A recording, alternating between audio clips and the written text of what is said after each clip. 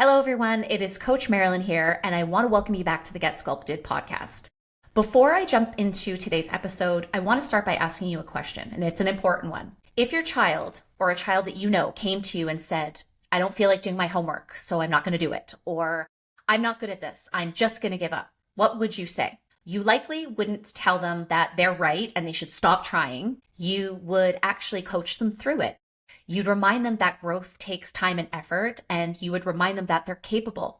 You'd also hold them to the boundary of the basics because you love them. And yet when it comes to you, your goals, your fitness, your nutrition, even your consistency, that compassion disappears and your standards suddenly become negotiable. So today, you and I are going to talk about reparenting yourself on your fitness journey so you can stop self-sabotaging.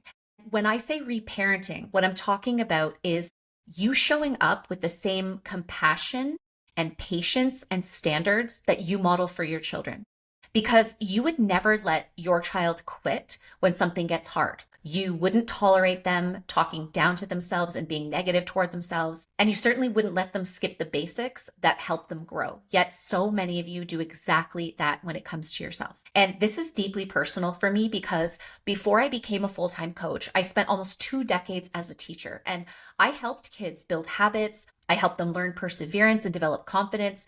And when I started coaching women, I really realized that the exact principles that help a child grow are the exact ones that an adult needs too, especially when it comes to health and fitness and taking care of ourselves. So between my years in the classroom and now my years coaching women, I have seen this pattern play out over and over again.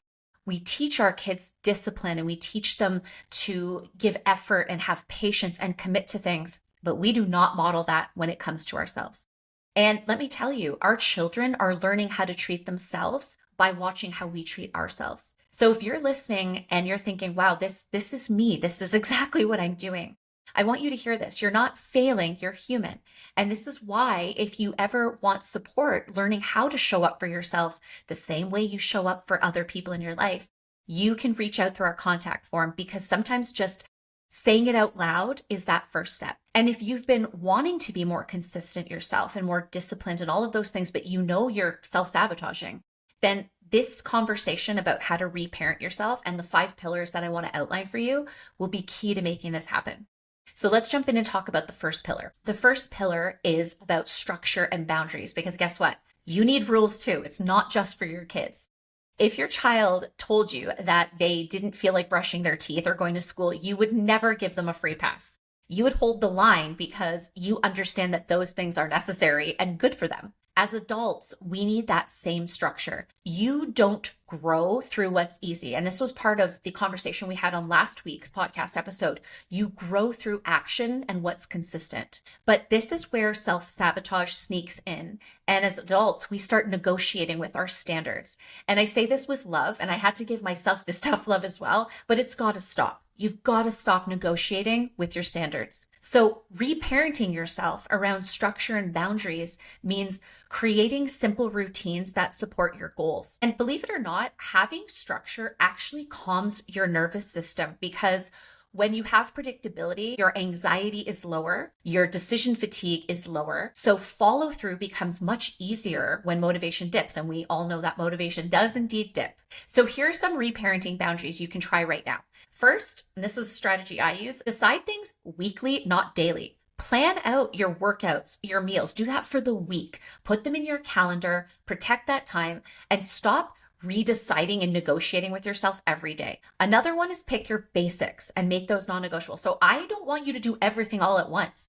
I want you to pick the basics. Maybe it's, increasing your protein intake. Maybe it's getting more steps or drinking more water. Whatever your foundation is, pick those basics and stick to them. And the other thing is remove the drama.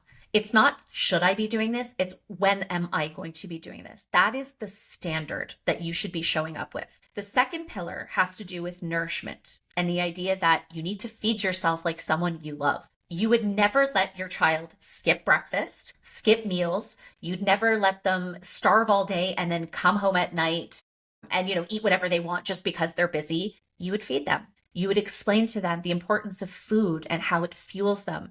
And you certainly wouldn't shame them for eating or for being hungry. Yet this is what so many women do to themselves. They have coffee for breakfast. They will barely eat all day. They will come home. They will be starving, so they'll binge on whatever is in the cupboard.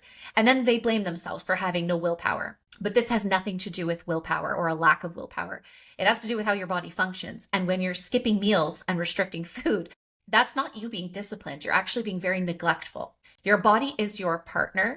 And just like your child, you need to feed your body like someone you love. So here are some simple reparenting anchors you can use when it comes to nourishment. Eat a real breakfast. Eat real food. Start your day off by nourishing yourself. Front load protein, because this is going to help you with energy and your mood throughout the day. Second thing is stop saving your food for later. Under eating all day leads to overeating at night. It makes no sense and it's not serving you. The third thing is practice no drama nutrition. And what I mean by that is stop telling yourself how bad you are or punishing yourself for eating something you feel you shouldn't. Just get back to the basics and carry on if that happens. The third pillar is follow through and accountability. And this means keeping the promises that you make to yourself. If your child committed to something like a sports team, and then halfway through the season wanted to quit, what would you do? You'd remind them that they made a commitment and seeing it through matters. Yet when it comes to your goals, you justify skipping the gym or missing meal prep because you're too tired or too busy. You would never in a million years teach your child that giving up is the solution.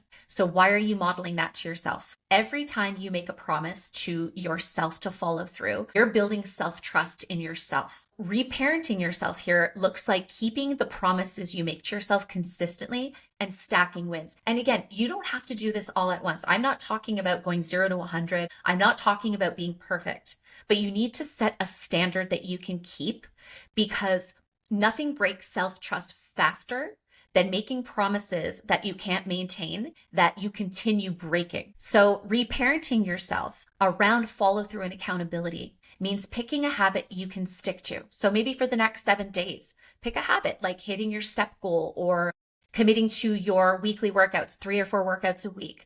And when your brain tells you to skip it or not do it, respond to yourself the way you would respond to your child and say to yourself, we don't give up, we follow through, and then do it. The fourth pillar is resilience and grace.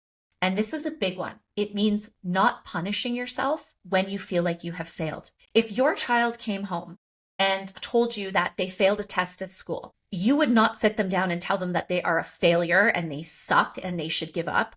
You would help them learn from it.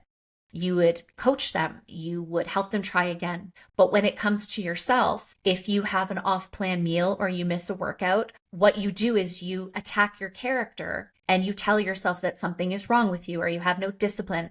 And what that is actually self-bullying. And you would never tolerate that with your child. So reparenting yourself here means forgiving yourself, learning from what happened, and moving forward just like you would teach your child to do. Mistakes are actually opportunities to learn and practice resilience. They don't define your identity or who you are as a person. They actually tell you what needs your attention and support, not who you are. So the next time you feel like you've slipped up, simply ask yourself, what happened? And look at the facts, not feeling. Don't berate yourself. Think about why it happened. Were you tired? Were you stressed? Maybe you just didn't plan enough. And then ask yourself, what is my next best step? What is the next smallest thing that you can do to keep moving forward? That's what you want to do. And the fifth pillar is movement as a form of self-love. We encourage kids to move because it's good for them. We tell them it helps their mood, their energy, their confidence, and of course it helps their bodies. It helps them stay healthy and thrive.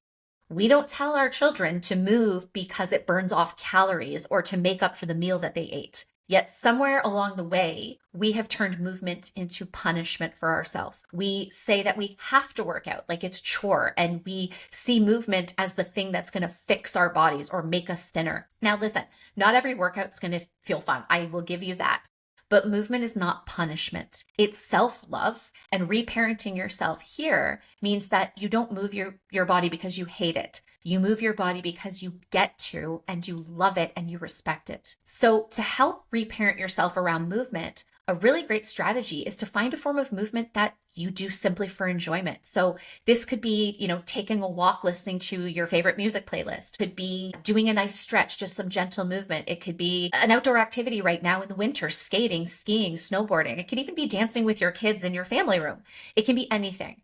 But I want you to try to reconnect movement to the joy of it, not punishing yourself with it. So before I wrap up today's episode, I do want to thank you so much for listening and for being here with me. And I want you to remember that we are our children's first teachers. They learn how to treat themselves by watching how we treat ourselves. And it's not what we say most of the time, it's what we do day after day. It's what we model for them. So when you nourish your body, you are teaching your children that food is not the enemy. When you show up for your workouts or move your body, you are teaching your children that strength is worth that effort. And when you speak kindly to yourself, even on your hardest days and your darkest moments, you are teaching your children what self-love actually sounds like. And you're not just reparenting yourself, you're building and you're raising future generations to understand what health and confidence looks like. So what I want you to do after this episode is pick one of the 5 pillars that I talked about and practice it over this next week. Maybe it's structure.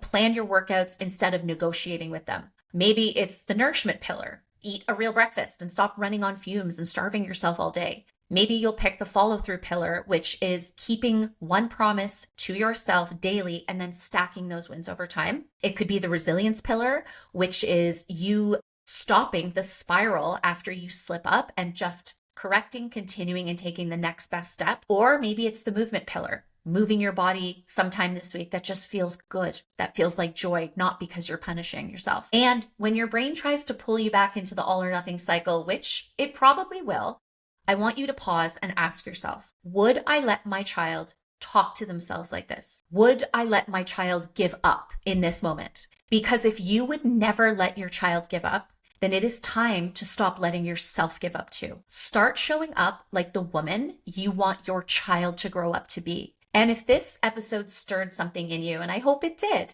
maybe a realization that you've been way harder on yourself than you would ever be on your child, you don't have to navigate this alone. We have helped so many women at Get Sculpted learn how to rebuild this trust with themselves in a way that lasts. So if you want to start that conversation, I would love for you to reach out through our contact form. We are always here ready to chat. Thank you again for spending this time with me today, and we will chat with you in the next episode.